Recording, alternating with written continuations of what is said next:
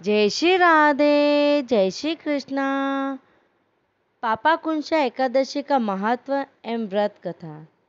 पाप रूपी हाथी को व्रत के पुण्य रूपी अंकुश से बांधने के कारण ही आश्विन मास के शुक्ल पक्ष की इस एकादशी का नाम पापाकुंशा एकादशी है। इस दिन पद्मनाभ भगवान विष्णु की भक्ति भाव से पूजा करके ब्राह्मणों को उत्तम दान एवं दक्षिणा देनी चाहिए। जन हितकारी निर्माण कार्यों यथा मंदिर, धर्मशाला, तालाब, प्याऊ, कुएं, बाग आदि बनवाने के कार्य प्रारंभ करने के लिए पापाकुंशा एकादशी एक उत्तम मुहूर्त है। युधिष्ठिर बोले, हे भगवान, आश्विन शुक्ला एकादशी का क्या नाम है? अब आप कृपा करके इसके व्रत की विधि और उनका फल कहिए। भगवान कृष्ण ने कहा, हे युधिष्ठिर, इस एकादशी का नाम पापाकुंशा एकादशी है। पापों को हरने के कारण ही इस एकादशी को पापाकुंशा एकादशी कहते हैं। इस दिन मनुष्य को विधि पूर्वक भगवान पद्मनाभ की पूजा करनी चाहिए।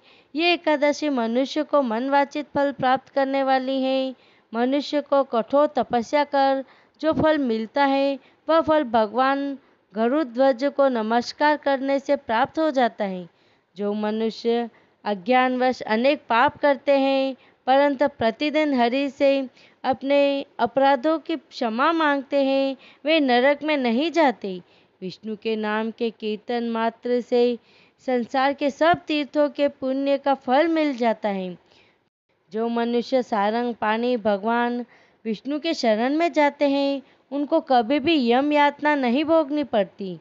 जो मनुष्य विष्णु, वैष्णव, शिव तथा शिव भक्तों की निंदा करते हैं वे अवश्य नरकवासी होते हैं।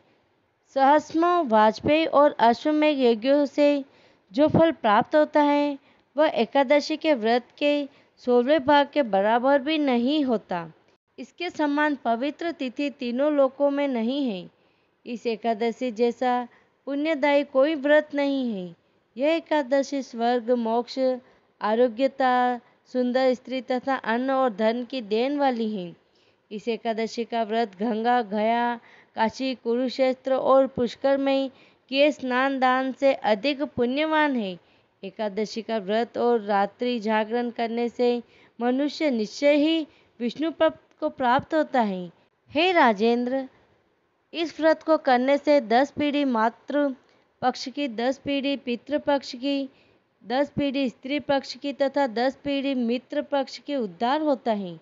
वह सब दिव्य देह धारण कर चतुर्भुज रूप हो, पीतांबर पहने और हाथ में माला लेकर गरुड़ पर चढ़कर विष्णु लोक को जाते हैं।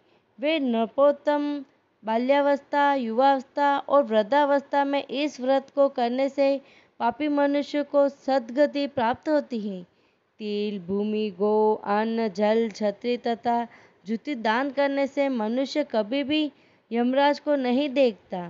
निर्धन मनुष्य को भी अपनी शक्ति के अनुसार दान करना चाहिए तथा जो मनुष्य सरोवर, बाग, मकान आदि बनवाकर दान करता है उसे यम के दुख नहीं मिलते तथा वह मनुष्य संसार में दीर्घायु होकर धनाढ्य, कुलीन और रोग रहित रहते हैं और अंत में स्वर्गलोक को जाते हैं। हे राजन, जो व्यक्ति मन, वचन और कर्म से विष्णु भगवान की शरण में जाता है तो स्वयं भगवान उसकी रक्षा करते हैं। 24 फराली करने वालों के लिए आज के दिन सावा यानी मलीचे का सेगा लेना चाहिए। ओम नमो भगवते वासुदेवाय। जय श्री राधे, जय श्री कृष्णा।